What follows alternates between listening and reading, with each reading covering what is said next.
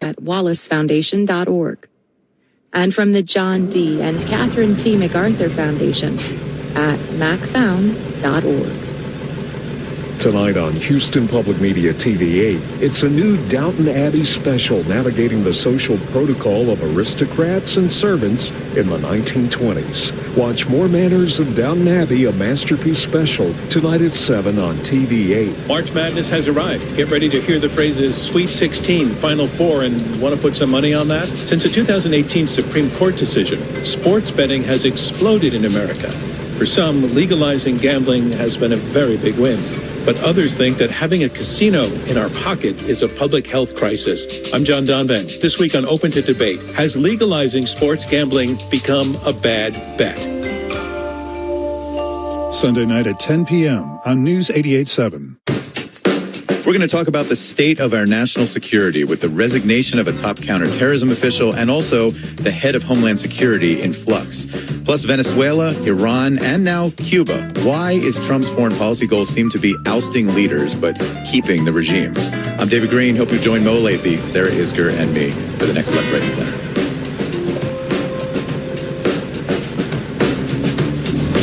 Sundays at 9 p.m. on News 88.7. Your NPR station, News 88.7 KUHF Houston, a service of the University of Houston.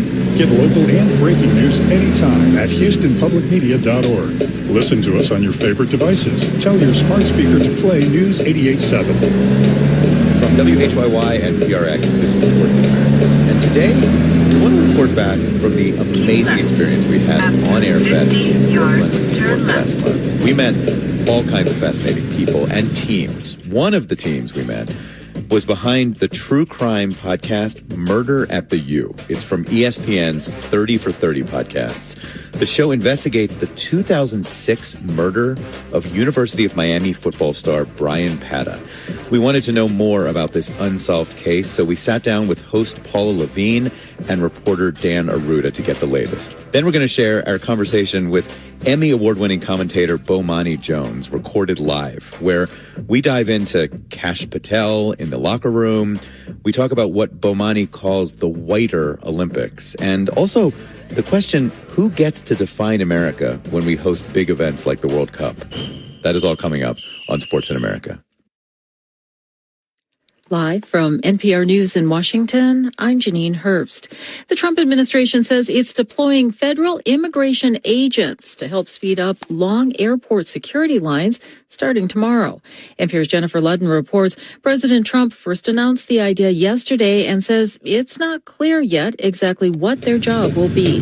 Homeland Security Secretary Tom Homan told CNN Sunday the plan was a work in progress. He said he did not foresee ICE agents manning X-rays since they're not trained for that, and instead suggested they'll guard airport exits. These officers are well-trained in security, and they're well-trained in identification, and look, we're going to do what we can to help TSA move those people to the line. A partial government shutdown has left TSA agents unpaid, and hundreds have quit or not shown up, according to the White House. When asked if ICE agents would also carry out immigration enforcement, Homan said they already do that all the time at airports. Jennifer Ludden, NPR News, Washington. Iran is threatening to escalate strikes on U.S. and Israeli infrastructure in the region, along with crucial water desalination facilities, if President Trump goes through on his threat last night to, quote, obliterate Iran's power plants if the country doesn't open the Strait of Hormuz. Iran's effectively blocked the strait since the U.S. and Israel started a war there, now in its fourth week. Some 20% of the world's oil passes through that critical trade route. This after Iran targeted a joint U.S.-UK base in the Indian Ocean yesterday that missed, while nuclear sites in Iran and in Israel were attacked. With no major economic data coming up this week, Wall Street investors will continue to closely follow the war with Iran. NPR's Raphael Nam reports investors are bracing for a lot of volatility. There are a few things that are more difficult to process for investors than not having any sense of what comes next. And as the war rages on, investors are starting to get alarmed about the effects on the U.S. and the global economies. One big fear is inflation. Americans are already feeling the effects of higher gasoline prices, while diesel prices are also spiking. Businesses and households could also start reducing their spending if they were more cautious about the economy. And a continued decline in stock markets could hit retirement portfolios as well. A lot, though, depends on when the conflict ends. Rafael Nam, NPR News. And as oil and gas prices continue to soar because of the war in Iran, which shows no sign of ending, AAA says the average price of a gallon of regular gas nationwide is $3.94. That's up nearly $1 from just a month earlier. Gas prices are likely to remain elevated for some time, even if the war ends soon, because shipping and production have been disrupted. That will take time to restore. You're listening to NPR News from Washington. Kenya says it will grant amnesty to its citizens who enlisted to fight for Russia in the war in Ukraine. This follows talks in Moscow last week between the Russian and Kenyan foreign affairs ministers. Emmanuel Gunza has more from Nairobi. Kenya's Foreign Affairs Minister Musalia Mudavadi says the government will not prosecute citizens who joined Russia's military despite laws banning enlistment in foreign armed forces without approval. Russia and Kenya last week signed an agreement to hold further recruitment of Kenyans. It allows those currently deployed to terminate their contracts and return home. Officials say more than 1,000 Kenyans are known to have been recruited. Some have been repatriated while others remain on the front lines. Some families report Russia making dishonest and lucrative offers to recruit Kenyans for its depleted forces. Russia maintains the enlistment were voluntary. For NPR News, I'm Emmanuel Gunza in Nairobi, Kenya. An unusually early and record-breaking heat wave is spreading east after busting records in more than 160 cities. Hit a record high of 112 degrees last week, but there's more to come from this heat dome. The National Weather Service has issued extreme heat warnings and advisories in the Southwest, including Las Vegas and Phoenix, which could see triple-digit highs daily this week. And this heat is spreading to parts of the plains, the Ohio Valley, and the southeast up to the mid-Atlantic. I'm Janine Herbst, and you're listening to NPR News from Washington.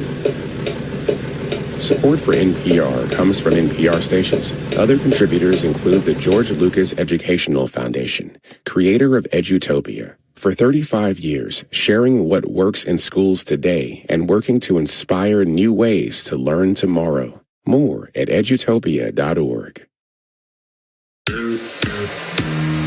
Did you know your gift to Houston Public Media could go twice or even 3 times as far through your employer's matching gift program? Many companies will match the charitable donations of their employees, and some even match gifts from retirees. That means your support for trusted news and programs could have double the impact for our community. Find out if your company participates at houstonpublicmedia.org/match. Welcome to Sports in America, everybody. I'm David Green, and the question we are tackling today is who killed former college football star Brian Padden? We might actually never know for sure. This is a case that in the world of college sports has been unresolved for 2 decades now. Just recently, there was a trial, and it ended in a hung jury and a mistrial, so no feeling of justice yet for the Padden family, for the family of this former Miami Hurricane standout star. ESPN did a ton of amazing reporting on this story over the years, including the 30 for 30 podcast, Murder at the U. The investigative reporters, Paul Levine and Dan Arruda, who are responsible for much of that reporting and for the podcast, join us now. Thank you both for being here to talk about just a crazy story that I know has taken up a lot of both your lives. That's what I'm feeling. Yeah, thanks for having us, David. I guess, can we start just for folks who listen to our show who don't know, like who was Brian Padden? Brian Padden was a high school football star in the Miami area, born and raised here, the youngest of 9 from a Haitian family, grew up in Little Haiti and the surrounding areas. By the time he became a junior or senior high school, highly recruited defensive tackle, eventually ended up at the Miami Hurricanes, where he starred in his 4 years there, played as a freshman, continued to get better as he went on. In his senior year, he was heavily considered to be a second or third round draft pick, was only months away from graduating and being drafted when he was brutally shot and murdered in November of 2006. outside his apartment, right? That's correct. He had just returned home from a day of practice, basically just stepped out of his car and was shot as he walked from his car to his apartment. And so this case opens and then ends up going cold for so many years. I mean, how did that happen? Well, for the first few months, there was a flurry of activity. There were tips coming in. There were interviews being done. There were police report, at least, within 2009, 2010-ish. And then nothing really happens on this until 2017. And in 2017, two things happened. One is that the Pata family have a press conference with the Miami-Dade Police Department in which Jeanette Pata basically called out the police for not doing anything the last 10 years. And the police department, they also do something that we rarely ever, and I would say I've never experienced as a reporter, which is they reached out to ESPN and asked us if we could do a story on Pata slang at least from what they told us, they wanted to try to, develop some leads, possibly see if they could get someone to come forward. I think some of it also was to show the Pata family, hey, look, we're doing something on this case. We've actually reached out to ESPN to get some coverage. This is how we're trying to move forward. And that's totally crazy. That's crazy. They didn't get what they asked for, but they certainly got us to take a look at it. And was that the first kind of contact that ESPN had with them when the police reached out and said, hey, can you follow this story and see what's up? It was, yeah. I think the original idea was for College Game Day, which is our, one of our shows that focuses on college football, to kind of do hey, it's been 10 years. Do you remember when Brian Pata, University of Miami star, was shot and killed? And I think the reasoning for the police was the players that were on that team, maybe at the time, weren't really invested in finding Brian's killer. Maybe they knew something. Maybe they were worried about getting drafted. Maybe they were worried about graduating from college. Maybe they just weren't ready to talk to police at that time. But I think what Miami-Dade hoped was that 10 years later, or 15 years later, whatever it might be, they would see the story, they're now mature, they have families of their own, and they think, okay, now I can come forward, now I'm ready to tell my story. But that never happened. What happened instead? I mean, little did they know that they were going to be triggering two amazing investigative reporters who were going to start digging into what strikes me as a lot of their incompetence and weird behavior in this investigation. Yeah, David, instead of the piece that they wanted on College Game Day, which they never got. It's scrutinized. They didn't get their nice little feature piece. No, they got a team of reporters. McGann and I are two of a team, looking at this in great detail and asking them questions and going back and back and back and pushing them for more information. And the thing that was frustrating to us was they came to us and asked us to do a story on this, yet as we pushed them for information and as we asked them to give us the full police report, to tell us everything that they'd done, they really shut down. There was a point where we were going back to Miami and it seemed like every conversation we were having with them, we were just going in circles. It's amazing that they came to you first and then suddenly they start trying to shut down on you. I guess the key character, character might not be the right word, the key other person in the story is Rashawn Jones, who was Brian Pata's teammate. How did he emerge and become, a very important suspect in all this? David, the interesting thing about Rashawn Jones is while the public never knew about the police's interest in Rashawn Jones, they had let it slip, or someone who was close to the investigation a few years after Brian's murder let it slip to the family that they had a strong suspicion that Rashawn Jones was a suspect in the case. So the family for many years were walking around believing that Rashawn Jones was responsible because that's what Miami-Dade told them. It wasn't until our 2020 digital story where we finally got to release the information that Rashawn Jones was in fact the primary suspect in the case. Rashawn Jones was a junior in 2006, came into the University of Miami a year after Brian. He's from the northern Florida areas, from a place called Lake City. Was a star defensive back in his own right. But when he got to Miami, just didn't quite fit in, didn't quite shine like he had thought he would and how his family thought he would. So he turned into kind of a role player there. And he and Brian did have several interactions, several beefs. And that's why the police investigated him so thoroughly. And that's why they ended up believing he was a suspect. But then we get this hung jury, and Rashawn Jones is not convicted. And now, where does this case go from here? Is he still considered the prime suspect? Do we get another trial at some point soon? Does the Pata family ever get some kind of resolution? Well, 2 out of 3 of those questions I can answer yes. He is still the person who is charged with this murder under Florida law. The state has 90 days under which to retry him. They already have a trial scheduled for mid-May. And, the question will be, do we see the same testimony at this trial as we did at the original one? One of the other things that is worth mentioning is, the jury did not hear all of the other evidence that we put forward in our reporting, all the different leads that the police went down on this case. I mean, there were several legitimate leads that had promise outside of Rashawn Jones, and that's part of the defense's argument is, you put all your eggs in this one basket, you never really finish investigating these other angles, some of which they would argue had more motive and more reason than Rashawn Jones. But Rashawn is the one who will get tried again, and we'll see. This hung jury, from talking to the jurors, there was only one juror out of the 6 who was definitively wanting to convict. So, I think both sides take that into consideration as they move forward and see what sort of case they present to a new jury coming up here in several weeks. In a lot of ways, and particularly the fact that you covered this amazing journey, on a podcast, it certainly seems to fit in the true crime kind of genre. I wonder, is there something about this story that makes it a sports story and not sort of another kind of true crime story? 100 yards. I think when you look at the story, it is true crime, obviously because of what happened, but it's a sports story because it's about unfulfilled potential. Brian Pata was going to be a star in the NFL.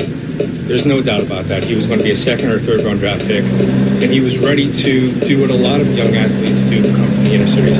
He was ready to lift his family up out of poverty. And that's, again, a very strong sports theme that we see regularly nowadays. So while, yes, it does tick off that true crime niche, there's no doubt it's a sports story because not only was Brian Pata a highly regarded athlete, but Rashawn Jones was his teammate. And it's not often you see stories about teammates killing each other on a team. No, understatement. I mean, I can think of, as we were going through this, I can think of only one other case that received a lot of media attention, maybe like 2 or 3 others where you had a teammate accused of murdering another teammate on an active team, college or professional. This is rare. And do you think it tells us anything about, some of the tensions, red flags inside a locker room that we might not think about enough? I mean, should college programs, should other sports programs take some kind of warning sign from this? If this was indeed kind of a relationship between 2 teammates that turned, really bad. It's interesting being in the trial and watching the state present their evidence.